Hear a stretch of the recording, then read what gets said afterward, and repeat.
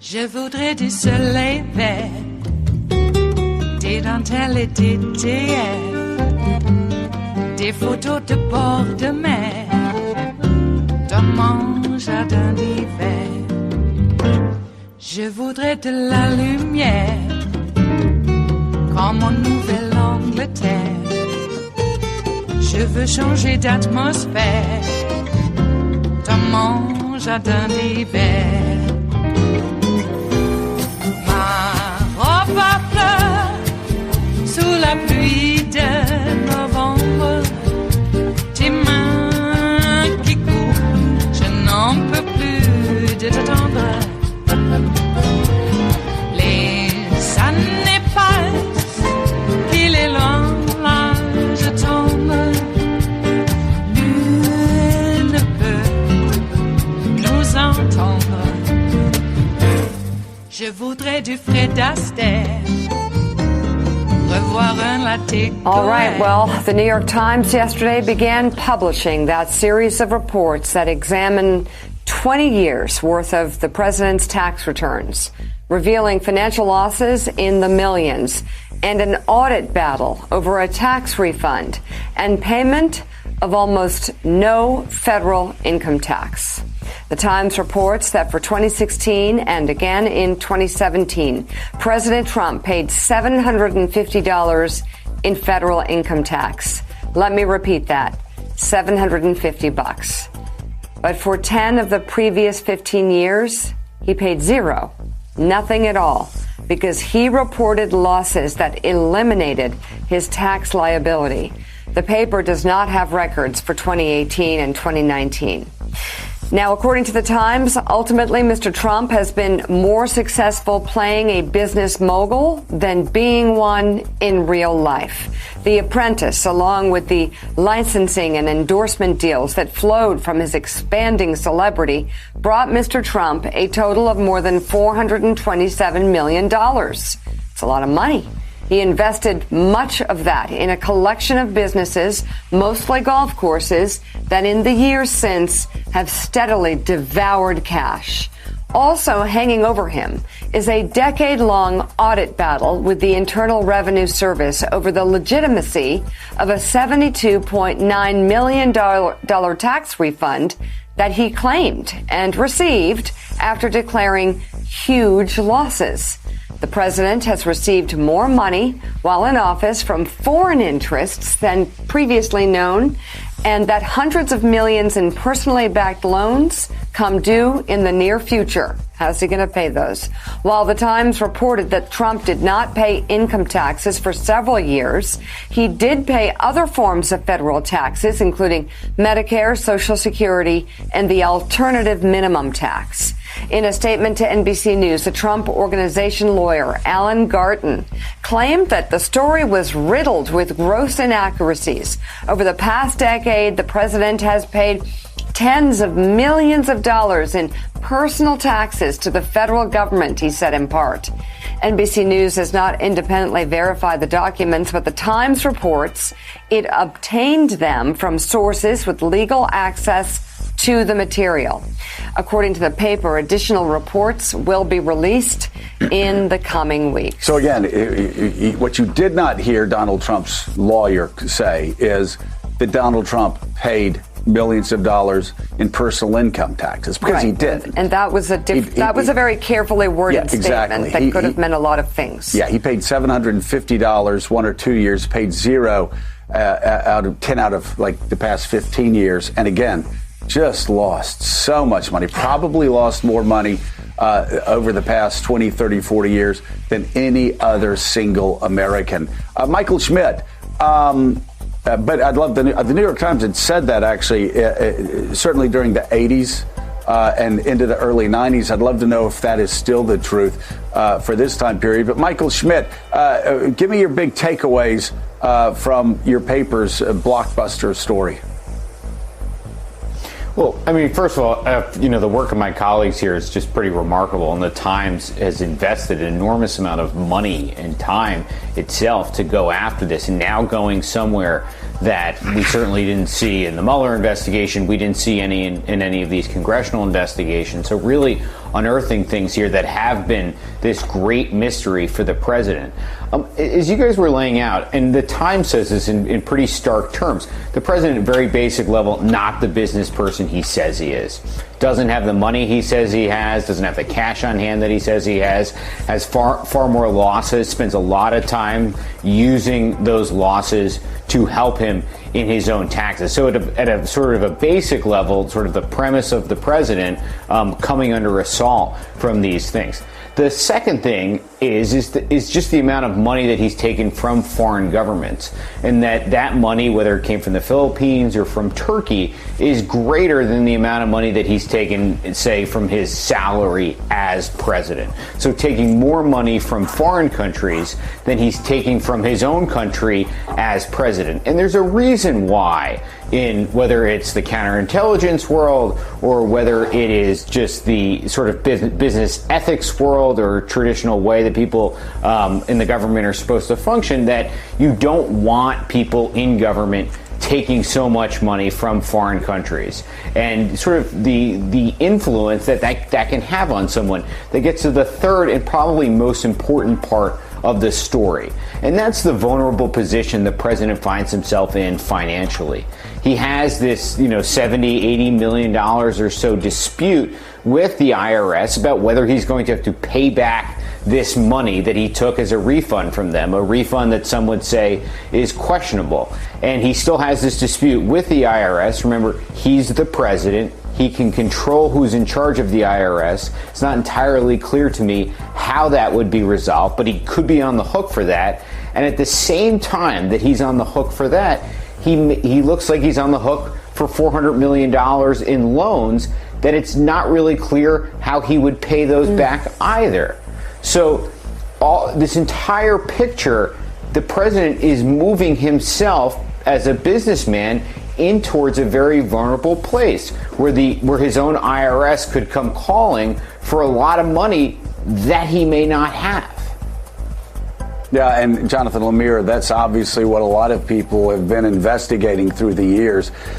Is he perhaps as kind as he is to Vladimir Putin, as deferential as he is to Vladimir Putin, kowtowing in the presence of Vladimir Putin in Helsinki after, for instance, when you asked him the question that you asked him and he bowed and scraped in front of Vladimir Putin? Why is he acting the way he is toward Turkey? Why is he acting the way he is toward the Philippines?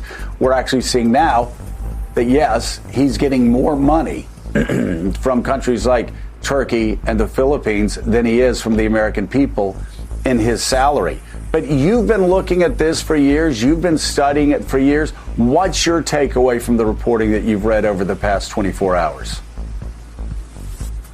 Well, I think Michael hit on a number of the key points, but to zero in on that last one about the idea of the foreign investment, if you will, in President Trump, that is why so many Democrats last night in their initial reaction to this story were framing it as a national security matter, a national security threat. Though the story does not indicate, it says that at least so far, the tax returns don't show any further unknown investment from Russia.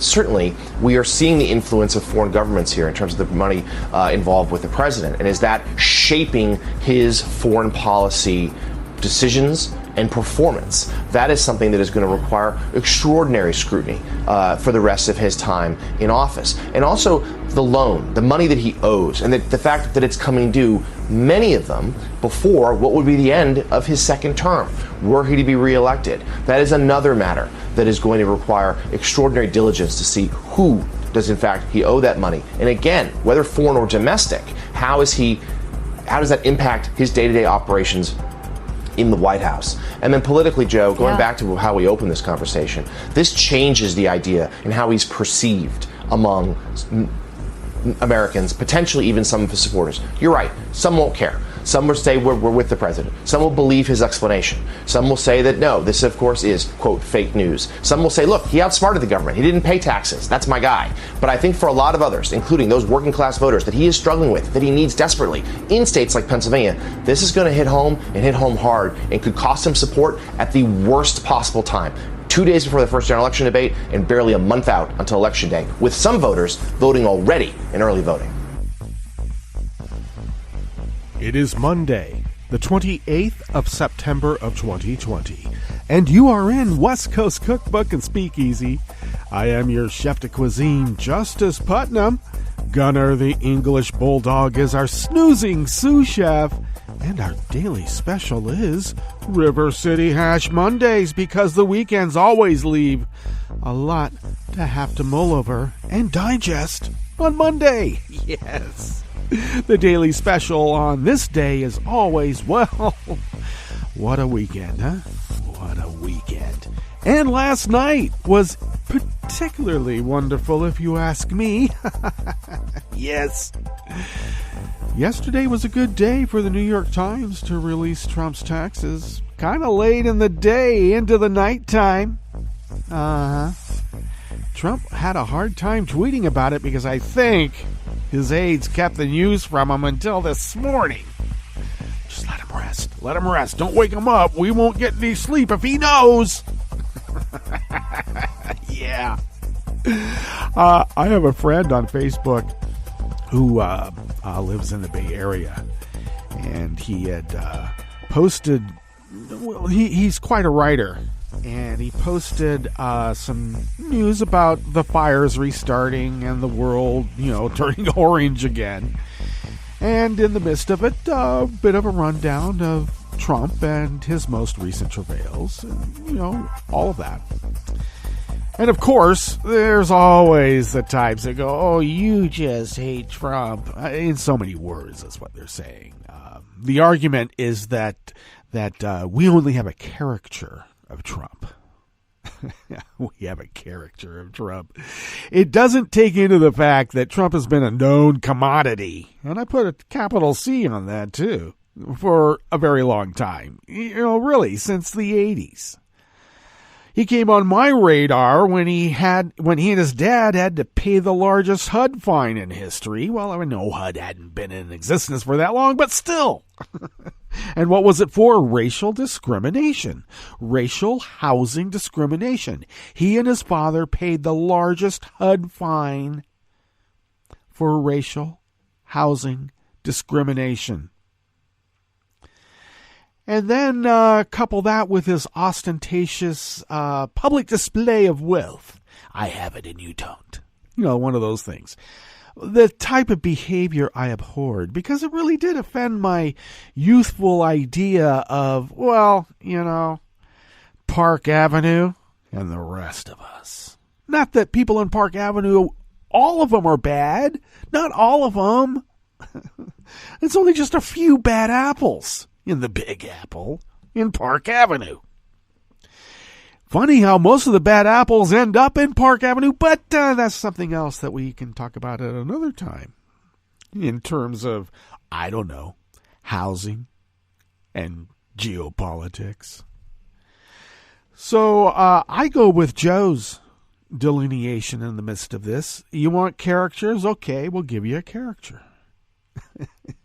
We don't really have to give a character because this guy is known.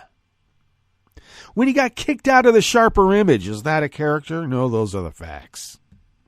When he paid the largest fine in HUD history for racial housing discrimination, is that a character? No, those are the facts. And of course, the same, let's just be clear, hot yoga Nazis claim that half the population want him. No, he has 38% at best. At best. And even that number, I think, is a tad high. A way tad high. So, it's funny how those who assail the facts as merely being characters only have a caricature of, what America is, even. The other charge is that, well, you don't understand your opponent. You only have a mere caricature of him. That's the full statement. You can't understand your opponent when you only have a character. Well, excuse me, we've understood this guy for a long time. None of us are bewildered how he got to be the president. He wasn't elected. He was installed by Vlad. Well, okay, help from Vlad then, please. And all this BS like, oh, well, you're bringing up the Russia thing. You damn right. When you got a guy that owes that much money in taxes and is taking money from everybody, he can't take money from the Sicilian New York mob anymore because they won't give it to him. He had to go to the Russian mob to get that money. And I got to tell you, they take more than a baseball bat to get it back. Everybody talks about he has to be president or he's going to jail. He hopes he at least goes to jail because there's something a lot more final in the way that the Russian mob deals with you, like convenient polonium poisonings. He has high rises. Do any of those windows open? He better hope not. You want to have one of those convenient 5-story falls from your high rise. It could be even higher than that. Conveniently. So the truth is out. We all knew it. We didn't really know the particulars. He's a national security threat. That is not a character. That, or those, are the facts. We understand all too well our opponent. No, let's look at another aspect of this dynamic. We are supposed to respect these deplorables, the ones who say, lock them up, lock them up. When what came out of our mouths when we saw Trump defiling the legacy of the notorious Ruth Bader Ginsburg? Vote him out. They want to order you in a representative democracy to do their bidding at the point of a gun. We want them to follow the rule of law and live harmoniously in a representative democracy. Okay? So, now that we know all these acting appointments, all these judgeships, 200 plus rammed through in the small amount of time that Trump has been in office, illegally, asset forfeiture, all those judgeships. Let alone civil asset forfeiture, Trump properties. If you are benefiting from the ill-gotten gain of your illegal holdings, like the courts, you lose them. And then if you're proven innocent or not guilty later, you can apply to get them back. There's no guarantee. You can apply. And we'll decide what you get, if anything. I mean, come on. Equal protection, due process. You want to change that now because it applies to you. Well, that's how you affect effective change. Yeah. So, fun times. And that's not the only story that happened over the weekend. My God, so much. In fact, why don't we look at what we have lined up here in the curated part of the show? And, of course, that was a rundown at the top about the New York Times expose, which also another thing that cracks me up. Trump and his campaign and all the deplorables and the minions everywhere that are Trump bro cult 45ists. I like to call them maggots. They're all upset about the timing of the New York Times tax fraud expose on Trump. At the same time, they're ramming Coney Barrett through the court to pack the court. Yeah, it's all about timing, isn't it? Okay, on the rest of the menu here in the Bistro Cafe of West Coast Cookbook and Speakeasy. In a momentary victory for the Trump campaign, a federal appeals court temporarily halted a 6-day extension for counting absentee ballots in Wisconsin's presidential election. Though in a setback for Trump, a Montana judge extended the deadline for returning mailed ballots in that state indeed.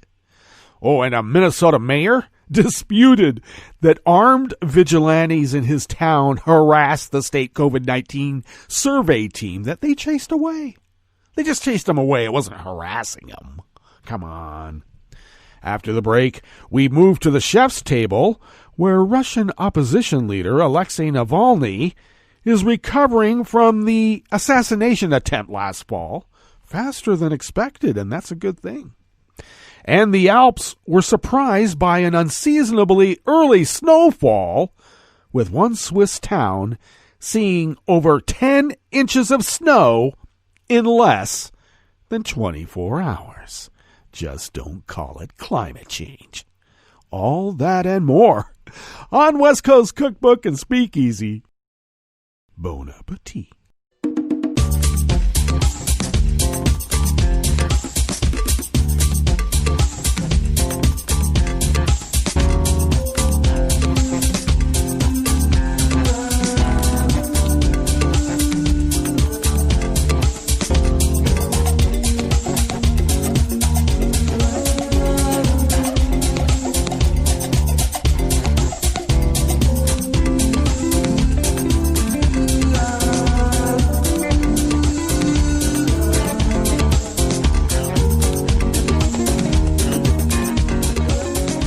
The bottom of our homepage at netrootsradio.com, to the rightish of the page is our chat room link, monitored by Kelly Lincoln. Thank you, Kelly. To the leftish of the chat room link, at the bottom or near the bottom of our homepage at netrootsradio.com, is the link to our Patreon page. And all kidding aside, we have this daily appeal, at least during West Coast Cookbook and Speakeasy, for funds. And it's not because we're NPR or Pacifica. They do it all day. We only do it now for this amount of time, and that's because we need money. Though the bulk of what we do comes out of our own wallets, we would still be unable to do this without you. And we've been doing it for 10 years. Thank you to those who have been so generous to, well, in most cases, and some have been even more generous. I got to tell you, thank you. If you could afford, like they have, an espresso-type coffee drinks, and those funds sent to us once a month, we stretch those dollars beyond compare, because we're quantum mechanics in the realm of money stretching. Yeah, we stretch it. We leave no strange quark unstretched. And those filaments, though they be gossamer thin, yes, we stretch them, stretch them, stretch them. You see what I'm doing? But we pay our bills because of your generosity. And because we pay our bills, we fly under the radar and we can resist, as the founders originally intended. And when I say the founders, I'm talking about, the founders. Because it's our human right to, question authority. And at the same time, follow the rule of law, equal protection, due process for all, and the American way. Give me my apple pie. Thank you so much for your generosity, really. Because we have even more bills coming up and machinery that we have been buying and will have secured. We have to. We have no choice. Windows 7 is going away. That's how old these workhorses are. Anyway, once again, thank you for your generosity. And we would truly be unable to do it without you. If you would like to follow Netroots Radio on Twitter, it is so simple because Tom takes care of it. Thank you, Tom. And you can find us at Netroots Radio. That's how simple that is. You could also follow me on Twitter at Justice Putnam. I post the show notes and links diary on Daily Co's about 10 minutes before showtime. And then I link that up on social media because that's what you do. You link it up. Follow the show on Twitter at Cookbook Book West, and pick up podcasts by way of Spreaker, Stitcher, TuneIn, YouTube, iHeart, iTunes, and wherever fine podcasts can be found mixed in with all the rest of us. Okay, man, a lot of pods. We're all in pods. Let's dive into this first offering here. Out of the Associated Press by Todd Richmond, and we are in the Bistro Cafe of West Coast Cookbook and Speakeasy.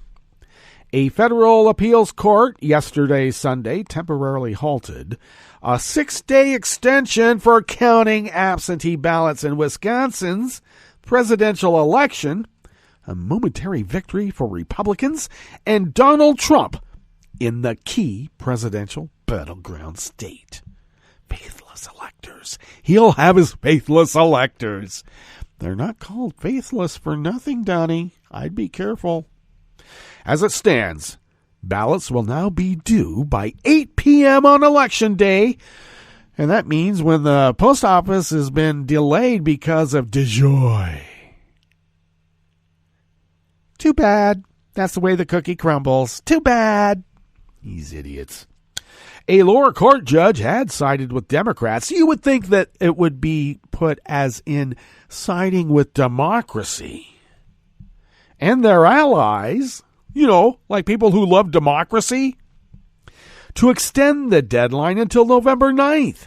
Democrats sought more time as a way to help deal with an unexpected historic high number of absentee ballots. We're not talking about longer voting. We're not talking about voting until November 9th. We're talking about counting the votes. People voted. They want their votes counted. It takes time.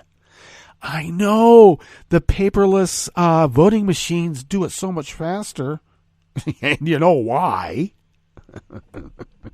Because they're hackable. Paper ballots can't be hacked. That's why it takes time to count them. The DNC, the state Democratic Party, and allied groups, including the League of Women Voters. You remember that commie organization? They used to run our primary and presidential debates. And they wanted to, they had all sued to extend the deadline for counting absentee ballots after the April presidential primary saw long lines, fewer polling places, a shortage of workers, and thousands of ballots mailed days after the election. U.S. District Judge William Conley ruled September 21st that ballots that arrive up to 6 days after Election Day will count as long as they're postmarked by Election Day. Okay? That's all we're talking about. We're not talking about people voting longer than Election Day. They have to get their ballot posted by Election Day. Put it in the mail. There's a pandemic going on. And what if they were amputees and they couldn't get out? Come on. They don't want ballots counted. We're not talking about voting longer. We're talking about taking the time it takes to count a ballot.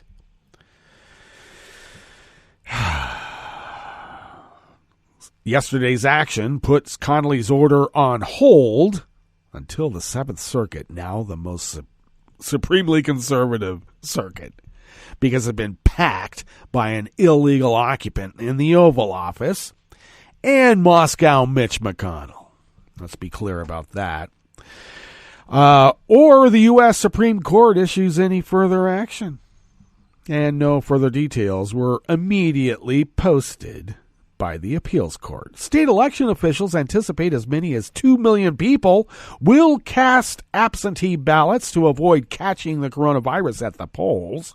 That would be 3 times more absentee ballots than any other previous election and could overwhelm both election officials and the Postal Service.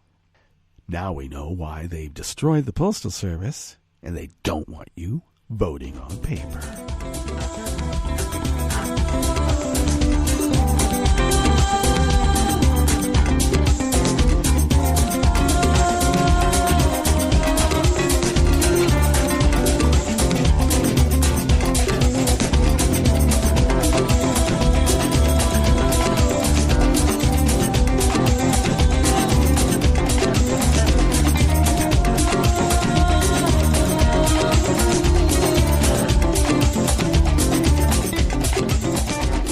Beth Hansen of the Associated Press brings us this next offering here in the Bistro Cafe of West Coast Cookbook and Speakeasy River City Hash Mondays. And it's just, well, we'll balance out.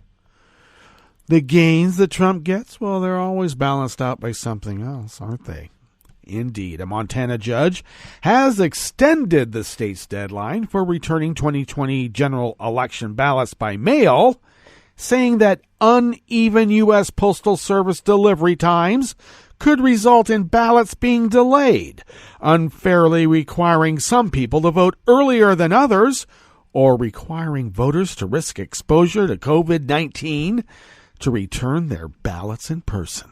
The COVID-19 pandemic presents an untenable problem for voters who wish to have all the available information prior to casting their ballot, who wish to reduce potential COVID-19 exposure, and who also wish to have their vote counted. District Judge Donald Harris wrote on Friday, moving the Election Day receipt deadline to a postmark deadline would alleviate the pressures voters are facing in the November 2020 general election and result in less disenfranchised voters. Isn't that weird how the Wisconsin judge never brought any of that up and mostly discounted it? Oh, you're afraid of getting COVID-19? Too bad. What do you think this is, a democracy? Harris said all valid Montana ballots postmarked by Election Day be counted as long as they are received by county election officials by the following Monday. Ballots are to be mailed to voters starting on October 9th. Robin Driscoll, the chair of the Montana Democratic Party, urged voters to return their ballots as soon as possible to be on the safe side.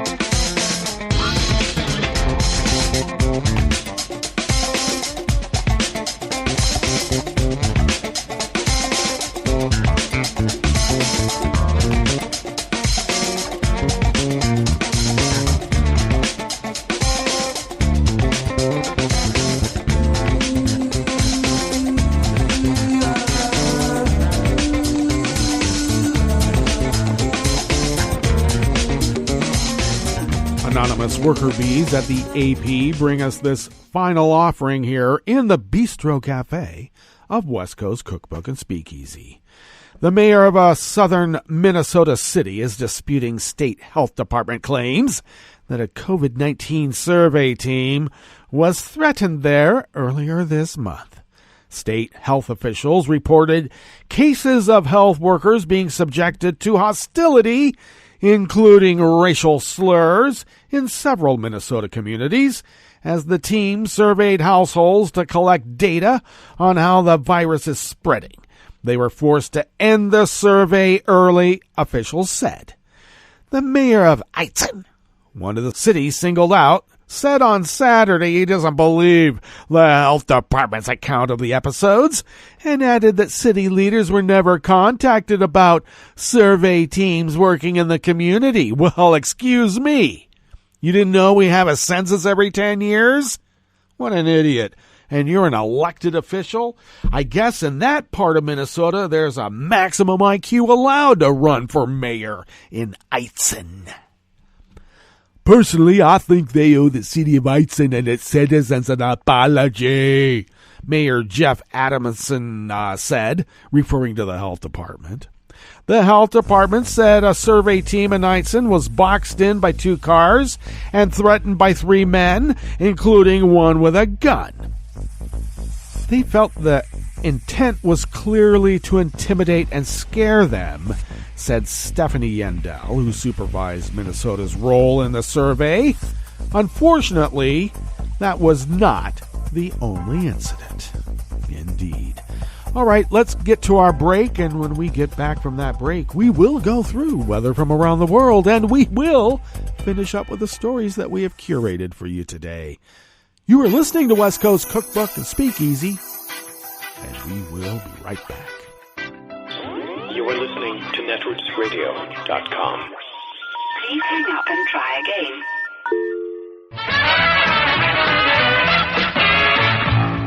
From a point at sea to the circles of your mind, a new force is at work for planetary transformation. New radio for a new Earth.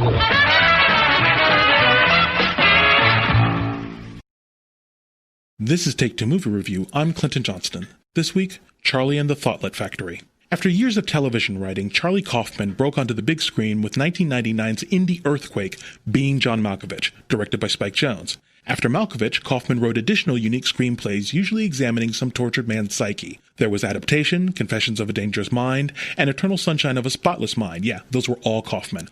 All directed by other people. However, now Kaufman directs his own work, such as his recent release, I'm Thinking of Ending Things. Starring Jesse Plemons, Jesse Buckley, Toni Collette, and David Thewlis, all giving the level of performance that I imagine you get into movies to be able to do. I'm Thinking of Ending Things follows a young woman, Buckley, as she and her new boyfriend travel to a secluded farm for her first meeting with his parents.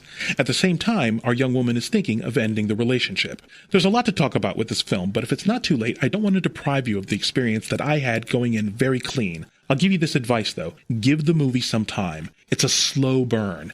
After the intro, you have an excruciatingly strange 20-minute car ride scene before it dawns on you that this film is not another relationship drama. What is it? I'm Thinking of Ending Things is a densely layered, quietly surreal little puzzle that slowly and deftly unfolds like the love child of Beckett, Pinter Hitchcock, and people I'm not educated enough to cite. Now, frequently such movies captivate you so much with the mystery of how they tell their story that they can hide the fact that they don't really have much to say. I'm Thinking of Ending Things is a wildly odd and complex ride that's anchored on Kaufman's thesis that life is hard and wearisome, and you often don't get what you want. Is that simple theme strong enough to be that anchor? Does the movie give us insight into it? Good questions, but let's talk after you've seen the film, and you probably want to see it more than once. This has been Take Two Movie Review. I'm Clinton Johnston. Catch up with us at TakeTwoMovieReview.com and feed us back on our channel on YouTube.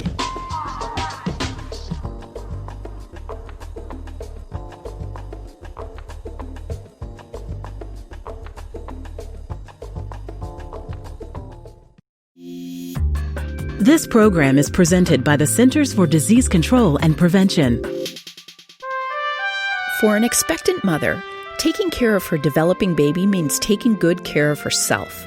One way she can do this is by ensuring she gets vaccinated. If a woman is or might be pregnant during flu season, it's especially important to get her annual flu shot, preferably before the end of October. In addition, women should be vaccinated against whooping cough during the third trimester of each pregnancy. Failure to get vaccinated places both mother and baby at increased risk for serious complications of these infections, including hospitalization and even death. If you're pregnant or planning to get pregnant, ask your healthcare provider when you should get your vaccines. Thank you for joining us on A Minute of Health with CDC. For the most accurate health information, visit cdc.gov or call 1-800-CDC-INFO. This program is presented by the Centers for Disease Control and Prevention. Colorectal cancer is the number 2 cancer killer of men and women in the United States, but it is preventable. Early on, colorectal cancer typically has no symptoms. It starts with a precancerous polyp or abnormal growth in the colon, which can be removed without surgery. Several tests are available to find these polyps, so they can be removed before they turn into cancer. Screening also finds colorectal cancer early when treatment works best. Recommended screening for adults at average risk begins at age 50 and continues until age 75. Learn about screening test options and find out which tests are covered by insurance. Talk to your healthcare provider about when you should be screened and discuss the best tests for you. For more information about colorectal cancer prevention, please visit cdc.gov/vital signs. For the most accurate health information, visit cdc.gov or call 1-800-CDC-INFO. Hi, I'm Tom Hartman, and since you're listening to netrootsradio.com, show your progressive side and go to the donate button on the bottom of the homepage. It's progressives like you who power Netroots Radio and keep the progressive message beaming everywhere 24 hours a day. Just go to our donate button at the bottom of netrootsradio.com. Thank you for keeping progressive radio at full power.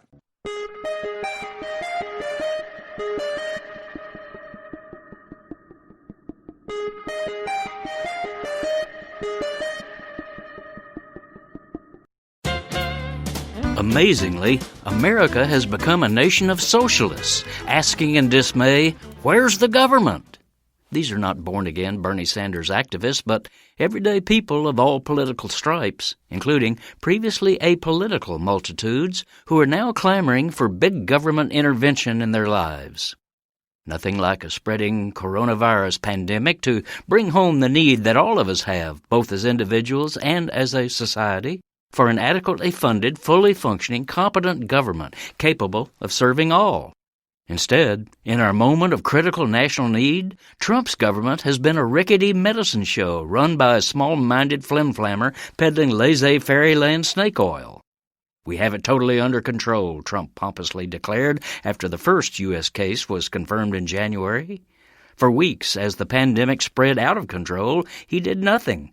An increasingly anxious public found that they couldn't even get reliable test kits from Trump's hollowed-out government health agencies. Still, he shrugged off all concern and responsibility. By April, in theory, he said, when it gets a little warmer, it miraculously goes away. Not exactly a can-do Rooseveltian response to a national crisis. That complete absence of White House leadership is why a deadly pathogen is now raging practically everywhere across our land. Unknown millions of us are being infected. A closed indefinitely sign has literally been hung on the American economy, and even our people's social and civic interactions, the essence of community life, have been halted. This is Jim Hightower saying, right-wing politico Grover Norquist once said he wanted a government so small I can drag it into the bathroom and drown it in the bathtub. Trump has shown us what such a small-minded government looks like and what it costs us. Need an antidote to the progressive blues? Want some good news about how grassroots folks are rebelling against the corporate powers and winning? Well, here's an easy-to-swallow pill for you. The Hightower Lowdown. Hightower's monthly newsletter will give you the lowdown, even as it lifts you up. It's 4 pages a month, jam-packed with facts you can use, actions you can take, and Jim's own Texas humor, all for only $15 a year. To become a lowdowner, go to hightowerlowdown.org. President Trump has refused to commit to a peaceful transfer of power. Now what? I'm Tom Hartman, and this is the Civil Liberties Minute with ACLU attorney Bill Newman. Listen to Trump's Orwellian logic. He repeats that he obviously will win the election. The only way he could lose is if the election is rigged. He would abide by the results of a fair election, but the only election that would be fair is one that he wins. Trump's later modification of his position is in some ways even more chilling. He asserted with certainty that the election will be decided by the Supreme Court, thereby promising that if he is not pronounced the winner, he'll sue, and that he'll win his lawsuit. Trump also made clear that one big reason to push his Supreme Court nominee to Senate confirmation is so that he can feel confident that the court, at least 5-4, will reinstall him as president when his challenge to the election results ends up before the 9 justices. In other words, the election is not so much about the more than 150 million popular votes and the divvying up of the 538 Electoral College votes, but rather about 9 votes, the 9 Supreme Court justices' votes.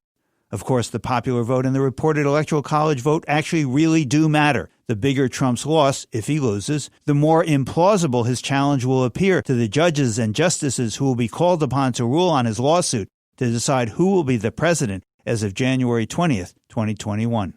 The Civil Liberties Minute is made possible by the ACLU because democracy and advocacy begin with you, and freedom can't defend itself. I'm Rick Smith, and this is Labor History in 2. Would you be willing to stand up in solidarity with your fellow workers, even if it cost you your job? Well, on this day in labor history, the workers at Mersey Docks and Harbour Company in Liverpool, England, answered that question. The year was 1995. 329 Mercy dock workers refused to cross a picket line that was being walked against another company on the docks. The workers at Torside had been fired for protesting against erosions in job security and increasingly unpredictable scheduling. They were speaking out against the casualization of their labor. When the Mersey dock workers would not cross the Torside picket line, they too were fired. Dock workers across the world stood up in solidarity with the Mersey workers against this unjust treatment. They knew if it could happen in Liverpool, it might happen anywhere. Pickets sprung up from Norway to Japan, from Australia to Italy, and into the United States. It was a global outpouring of solidarity. The strike wore on for 850 days. 1 year into the strike, dock workers held an international day of action in support of the Liverpool workers. Finally, 2.5 years after they were fired, the dock workers agreed to a settlement. They did not get their jobs back, but they did get severance pay. A film was made about the struggle. The proceeds were used to purchase a bar in Liverpool. It is known as the Dockers Pub and has become a space for working class organizing. The International Dock Workers Council was also born from this strike. Today, the council has 90,000 members, a lasting movement of solidarity. 20 years after the strike, dock workers from across the world gathered in Liverpool to remember the struggle. Labor History in 2 brought to you by the Illinois Labor History Society and The Rick Smith Show. This is Solidarity News on Radio Labor. This is a Radio Labor report recorded on Monday, September 28th, 2020. I'm Mark Boulanger. As the United States heads into an election while black people are being killed by out-of-control police, the country's labor federation, the AFL-CIO, is commemorating the killing of 4 little girls by the Ku Klux Klan 57 years ago this month. A bomb set by white supremacists killed the girls while they were praying at the 16th Street Baptist Church in Birmingham, Alabama. Richard Trumka, the AFL-CIO's president, spoke about the killings, racism in America, and racism in the labor movement itself. On the day the Ku Klux Klan set off the bomb, parts of the labor movement were racially segregated, including in Birmingham. The divisions and hatred that landowners and employers had been sowing since the founding of this country infected our own movement. So when the AFL-CIO fought for the passage of the Civil Rights Act, we were fighting to end discrimination and racism, not just by employers, but by our own unions, our own institutions. We were fighting to change ourselves. We believe that people can change and grow and overcome so that history can be made right. We believe that people, and we the people, don't stay in the same place forever. We can be moved forward. After all, that's why it's called a movement. America's labor movement stands with every union member and every person in this country who is demanding justice and striving for the end of racism. Some refuse to learn. Some see what's happening and resist change or outright refuse it. Worse, some want to return to the dark past that they mythologize as great. But we cannot let them drag us back and hold us down. At this very moment, we see things in our country that we don't like, and we demand change. Our nation is in a moment of true crisis, a crisis of public health, a crisis of economic justice, and a crisis of structural racism. And beneath all three of them is the question of who gets seen and who gets heard, and ultimately who lives and who dies. This is a crisis of leadership. The day after these 4 little girls were killed, President John F. Kennedy asked whether the bombing would finally awaken this entire nation to a realization of the folly of racial injustice and hatred and violence. Where is that voice today? Where was that voice in Charlottesville when the Nazis and white supremacists filled the streets. Where is that voice? As thousands of our elders and essential workers, disproportionately people of color, are dying from coronavirus. Where is the voice of our nation's leader? At a time when we need unity, the president is using the power of the federal government to stoke violence and division. He's lying to us about the virus. He continues to block safety standards for our workers and health care for the unemployed. There's only one way to respond to such a catastrophic failure of leadership, and that's with solidarity. A rededication to this nation, to the democratic republic that is the United States of America. And that only happens with hope. Hope for our people, hope for our future, with certainty that a new day is coming for America. And it's coming because we're going to make it so. And that's it. International labor news you can use. You can find our features and daily newscasts on our website at radiolabor.net. Follow us on Twitter at radiolabor. I'm Mark Boulanger. Thank you for listening. And remember, it's all about global solidarity.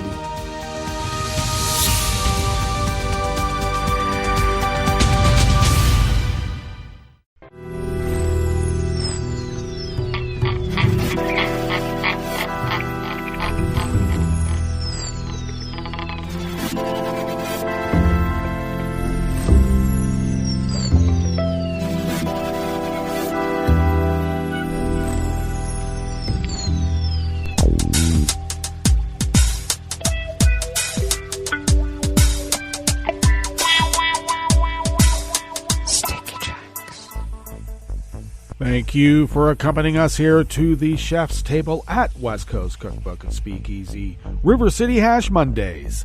We always begin weather from around the world along the banks of the Rogue River in the Rogue River Valley of Southern Oregon, on the west coast of the continental United States of America, where it is currently 50 degrees Fahrenheit, expecting a high much warmer than what we had over the weekend.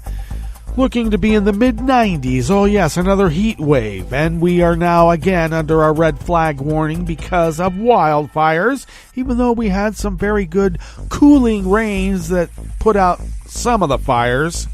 Unfortunately, not all of them. Abundant sunshine, winds out of the east-southeast at 5 to 10 miles per hour today, with clear skies overnight. Lows near 60, with winds light and variable, and mainly a sunny sky tomorrow, with highs around 95, and winds will be light and variable. Confirmed coronavirus cases in Jackson County, here in Southern Oregon, have now spiked, and this is not an updated because we'll get late Saturday and all of Sunday's totals later on today. But until late Saturday, we spiked to 1,123, and our deceased have now confirmed to be at 5, which is still an undercount, but now they are increasing almost daily. Ragweed pollen outside the window here at the mothership, it's Monday, is rated high, though the air quality index for the region is good at 23 parts per million, and the daytime UV index is a moderate for fall at 5. Barometric pressure is holding steady at 30.12 inches, visibility is at 9 miles, and relative humidity is at 68%. Damn. Weather from around the world is brought to you by people's personal weather stations that they purchased. These people planted these purchased personal weather stations somewhere on their property, and these people positively live around the world. London is 65 and sunny. Paris is 58 and cloudy. Rome is 64 and partly cloudy. Kyiv is 65 and fair. Kabul is 68 with thunder in the vicinity. I don't think they're cannon fire. It's actually lightning and thunder. Hong Kong is 77 and mostly cloudy and mostly not a democratic institution anymore in Hong Kong. Tokyo is 68 and mostly cloudy. Sydney, Australia is 58 and partly cloudy. San Francisco, California is 72 and sunny with a red flag warning. And New York, New York is 72 degrees Fahrenheit and mostly cloudy. And that is weather from around the world, brought to you by people's personal weather stations that they purchased. These people planted these purchased personal weather stations somewhere on their property, and these people positively live around the world.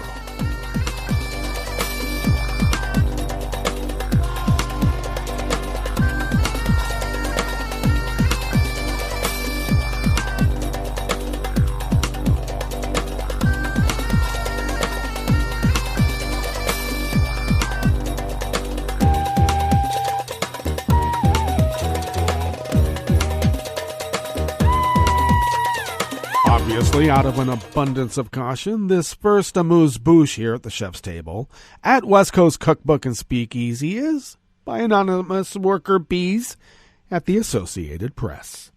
Russian opposition leader Alexei Navalny is recovering from the assassination attempt last month faster than expected, one of his aides said yesterday, Sunday. Navalny, who collapsed on a plane from Siberia to Moscow on August 20th and spent nearly 3 weeks in a coma, was discharged last week from the Berlin hospital where he was being treated. His doctors said that based on Navalny's progress, a complete recovery is possible. He is doing much better, I would say unexpectedly better, Leonid Volkov, Navalny's chief of staff, told German broadcaster RTL. I think the recovery is really faster than expected, and of course, this is good news and makes us very happy. Navalny, a longtime foe of Vladimir Putin, is still receiving outpatient treatment and remains under close protection, Volkov said.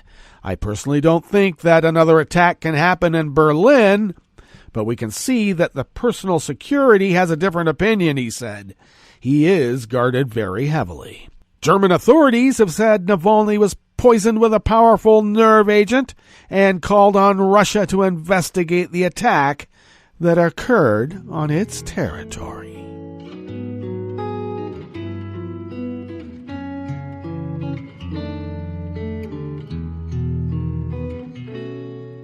Je te donne ce mon amour pour la vie entière. La promesse de me trouver à tes genoux. Aussitôt que tu m'appelles, rester toujours fidèle. C'est tout, c'est tout. Je te donne tous mes printemps, mes étés de mer. Mes automnes, quand les feuilles tombent partout. Si ce n'est pas une bonne affaire, je te donne tous mes hivers. And even more anonymous worker bees at the Associated Press bring us this final amuse-bouche here at the chef's table at West Coast Cookbook and Speakeasy. Parts of Switzerland, Austria, and Germany were surprised by unseasonably early snowfall overnight after a sharp drop in temperatures and heavy precipitation. The Swiss Meteorological Agency said Saturday that the town of Montana in the southern canton of Valais experienced almost 10 inches of snowfall, a new record for this time of year when you expect it's almost still summer. Authorities were out in force across mountainous regions in the two Alpine nations to clear roads blocked by snow and ice. In parts of Austria, snowfall was recorded as low as 1,805 feet above sea level. Just don't call it climate change. Well, that brings us to the end of our broadcast period for the day, but you do know Netroots Radio will broadcast on. And we'll meet up here tomorrow for Terrytown Chowder Tuesdays. So do stay tuned to Netroots Radio all day and all night for all the breaking news as it breaks. And we'll meet up here tomorrow, Debate Day, right here in West Coast Cookbook and Speakeasy. Boom. Altitude.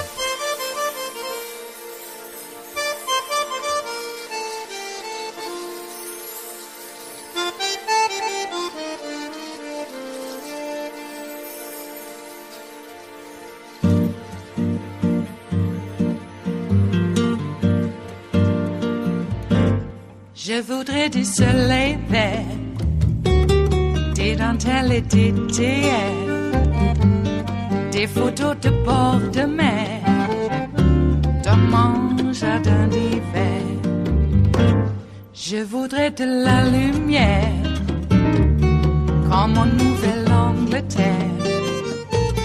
Je veux changer d'atmosphère, dans mon jardin d'hiver.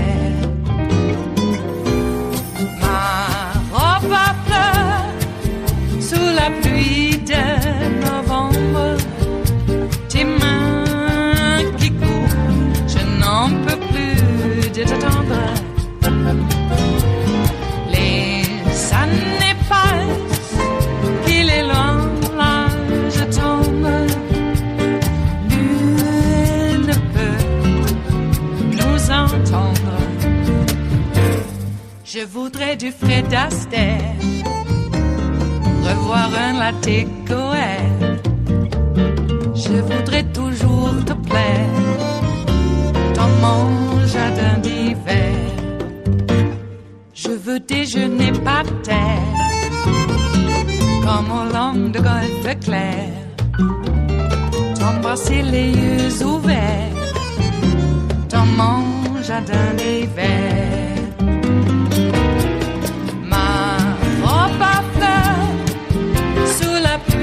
De novembre, tes mains qui courent, je n'en peux plus de t'attendre.